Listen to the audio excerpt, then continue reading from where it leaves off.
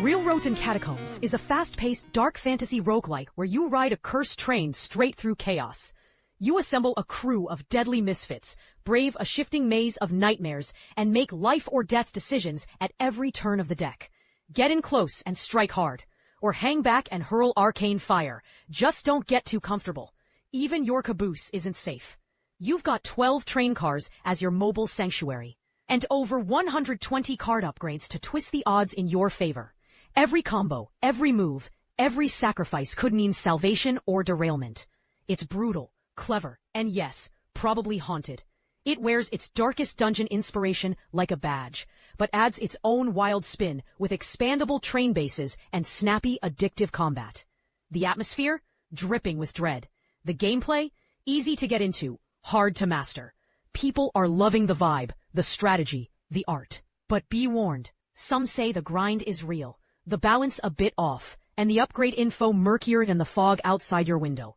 Still, for a solo dev project in early access, it's a hell of a ride. Just make sure your crew is ready before the next tunnel. I can't remember how long we've been here.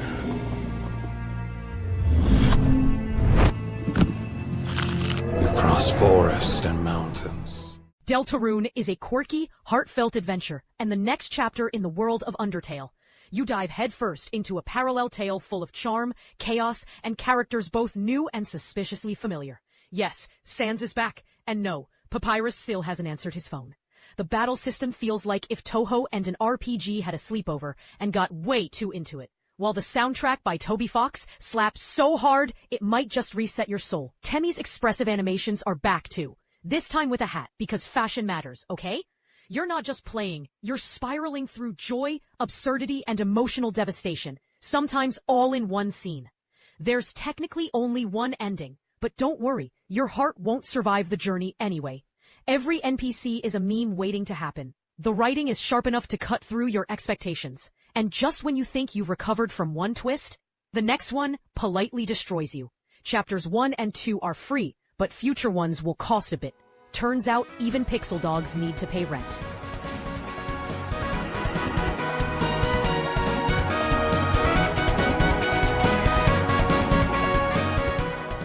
Rune's Factory Guardians of Azuma is a vibrant reimagining where you swap pitchforks for enchanted blades and dance your way through battle as an earth dancer with mystical powers. Welcome to Azuma, a land cracked open by celestial chaos and stitched back together by, you guessed it, you. Rebuild villages, purify cursed lands, charm a few hearts, and maybe, just maybe, save the world in style. With new weapons, traditional festivals, and outfits inspired by legends like Lest and Frey. The charm hits like a fire spell to the feels. Sure, it's not Rune Factory 6, and it doesn't want to be. The deep farming spreadsheets of past games? Trimmed. The crafting grind? Softened. But in return, you get smoother systems, a stronger story focus, and town building that actually feels meaningful. Relationships bloom, the combat pops, even if it's not rocket magic. And on platforms like Steam Deck, it all runs like a dream. Whether you're here for the cozy or the chaos, one thing's clear. Guardians of Azuma knows exactly what it's doing. No hoe required. Now! May your divine glory shine forth and bless us all forevermore! Lunar Eclipse is a chilling blend of exploration, mystery, and survival, throwing you into dark hallways that dare you to take just one more step. You navigate eerie, lifelike environments, solving cryptic puzzles while uncovering a story that begins in a strangely quiet home and spirals into something far more unsettling. As a fragile girl, armed with only a kitchen knife, close combat turns into a terrifying dance of precision and courage. Zombies aren't just enemies, they're your very personal problem. Survival isn't enough. You're pushed to uncover the truth, even if it's the last thing you do. Because let's be honest, saving the world is a lot harder when you're crawling through air vents in the dark.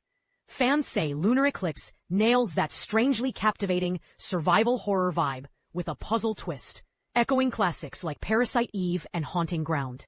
The atmospheric basements and flashlight mechanics build real tension without relying on cheap scares. Yet, the zombies sometimes feel more tired than terrifying, and some puzzles lean confusing instead of clever, which can pull you out of the mood. Combat and crafting need a bit more polish, with some grinding and pacing issues. But the fluid movement, strong mystery, and promise of growth keep you hooked. It's a rough gem, but definitely one to watch as it evolves.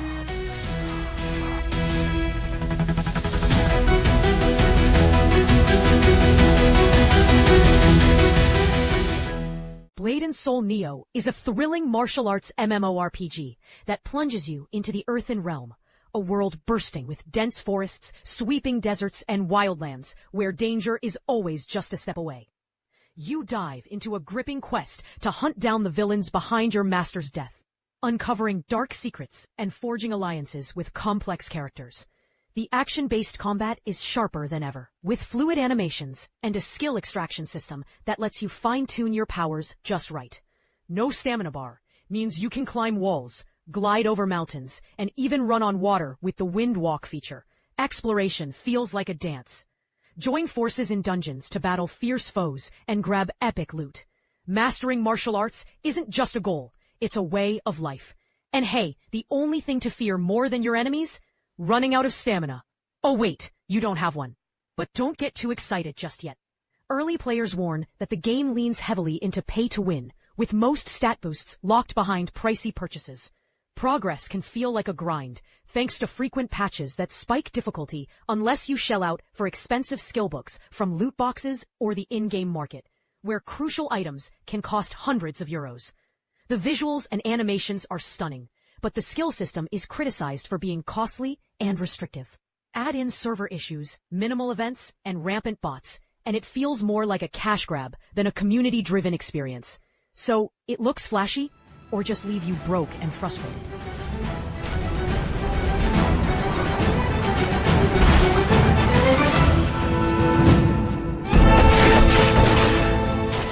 Dagger Directive is a tactical shooter that puts you in the boots of Task Force Dagger, an elite special forces unit tackling missions worldwide, from icy coasts to dense jungles and chaotic cities. You get to craft your own approach, choosing loadouts, timing, and tactics that fit your style, whether you're a silent ghost or a thunderous force. 3 sprawling campaigns challenge you with unique environments and objectives. Dismantle eco-terrorists in the Bering Sea, battle crime syndicates in the South Pacific, and quell uprisings in Eastern Europe.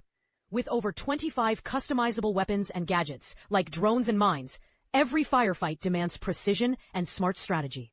Realistic ballistics and environmental interaction mean spray and pray won't cut it here. The early access version offers full co-op and multiple mission approaches, promising future modding and mission creation tools. It's a playground for tactical minds, and yes, even ghosts have to reload sometimes. Fans say it nails the nostalgic vibe of classic tactical shooters, mixing retro voxel-style graphics with modern gameplay. The long-range combat and sniping feel satisfying, and the modular weapon system adds depth. But beware, the AI can be annoyingly relentless, often ruining stealth with unfair tracking. Close combat lacks polish, especially without iron sights, and ammo checks could use a fix.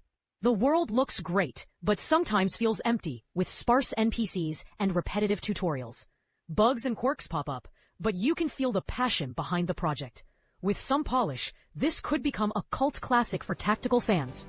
Just don't expect it to hold your hand.